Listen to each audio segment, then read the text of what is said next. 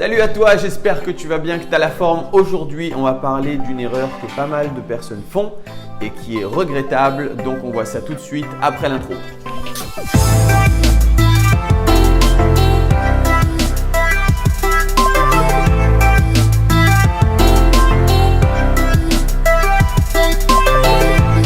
Si tu te lances en immobilier, tu vas commencer à regarder pas mal d'annonces pour peut-être même aller faire des visites, tu vas aller checker des appartements, etc. etc. Et moi, j'ai constaté avec les débutants qu'ils font une bonne erreur, une grosse erreur, c'est de se dire « je vais acheter ce bien-là parce qu'il est pas cher ». Tu vois, par exemple, il se peut que tu trouves un appartement, imaginez qu'il fait 50 mètres carrés quelque part, dans une ville, et puis tu vas te dire « mais attends, en fait, de l'autre côté, dans une autre ville, il y a le même appartement, mais qui est peut-être 2 fois moins cher, au prix du mètre carré. » Et donc, il y a cette pensée de se dire on va acheter moins cher, puisque moins c'est cher et mieux c'est. Ok.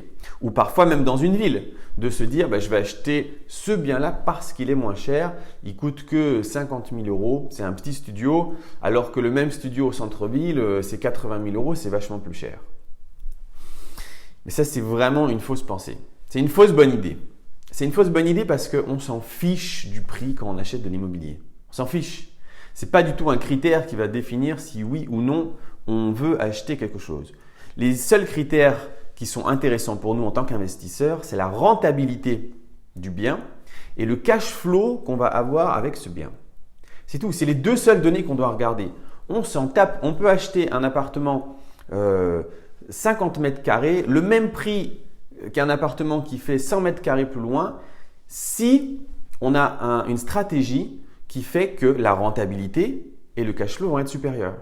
Tu vois, moi, je préfère largement acheter un bien beaucoup plus cher qui est dans un centre d'activité du genre centre-ville ou à côté d'une grande entreprise ou à côté d'une frontière ou quelque chose, parce que je sais qu'il va y avoir une certaine rentabilité, j'ai une stratégie établie dessus, plutôt que de me dire non, je vais acheter un truc un peu plus éloigné en campagne. Une grande maison, c'est super bien parce que c'est le même prix. Non, ça ne marche pas comme ça. On n'est pas en train d'acheter une voiture, tu vois. On ne se dit pas, là, il y a 2 modèles identiques, je vais acheter celle qui est moins chère. Là, c'est totalement différent. On s'en fiche du prix. On s'en fiche. On ne regarde pas combien ça coûte. On regarde rentabilité et cash flow uniquement. Et voilà. Et ça, c'est une erreur vraiment de débutant qui est très dommage, où parfois on a envie de se focaliser sur le bien en lui-même. Alors qu'en réalité, un bien, il a des murs, tu peux faire ta visite, tu dis ok, il a une belle cuisine, les murs sont sains, il n'y a pas de fissures, ça c'est pour établir, si tu veux, le montant des travaux. Mais le bien en lui-même, on s'en fiche complètement. C'est pas comme ça qu'on fait de l'argent, c'est vraiment, il va falloir maîtriser justement les nombres, il va falloir maîtriser les chiffres. Et il va falloir, à chaque fois que tu visites un appartement, que tu rentres chez toi ou dans ta voiture, que tu poses tout sur un papier, que tu écrives tout en termes de chiffres.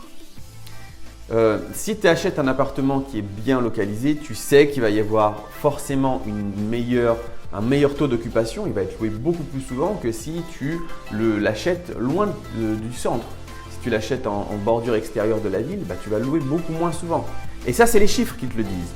C'est les chiffres qui parlent, c'est toi qui dois estimer en train de dire, au centre-ville, il va être loué 95% de l'année, et puis vraiment à l'extérieur de la ville, il va être loué 70% de l'année. Et donc, c'est les chiffres qui vont te faire déterminer si oui ou non tu achètes un appartement.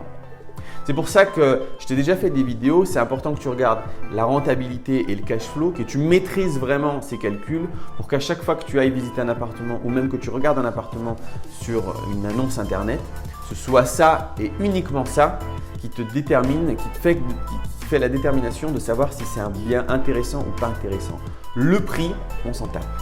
Prix d'achat en comparaison, le même bien qui vaut 50 000 € ici et le même bien qui vaut 80 000 €, il n'y a aucune raison logique d'aller vers le 50 000 € avec seulement ces 2 données. Non, il faut savoir où il est, il faut savoir la rentabilité, le cash flow, etc. Donc voilà, c'est une erreur de débutant à ne pas faire parce que c'est super dommage de se diriger vers quelque chose qui n'est pas cher juste parce que c'est pas cher. Si tu as aimé cette vidéo, mets un petit pouce bleu et si tu n'es pas encore abonné, je t'invite à t'abonner pour recevoir plein d'autres informations du même genre. Voilà, c'est tout pour moi aujourd'hui. Ciao!